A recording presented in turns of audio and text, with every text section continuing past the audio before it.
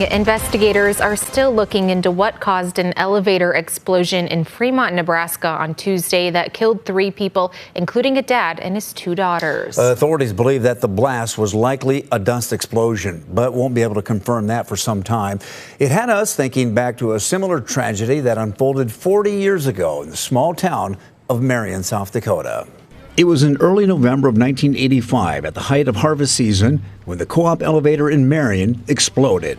Such a tremendous explosion that everybody just knew that something happened, and they just responded.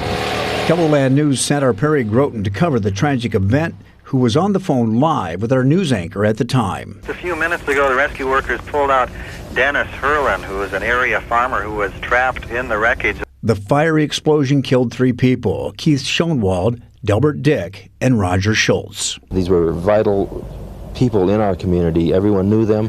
The community is saddened. 4 others were seriously injured and burned.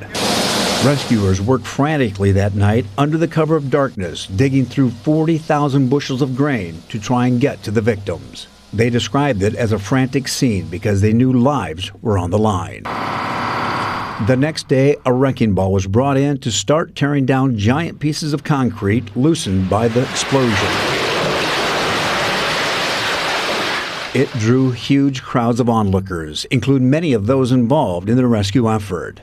Because of all the debris, investigators said that it was going to take some time to come up with a cause.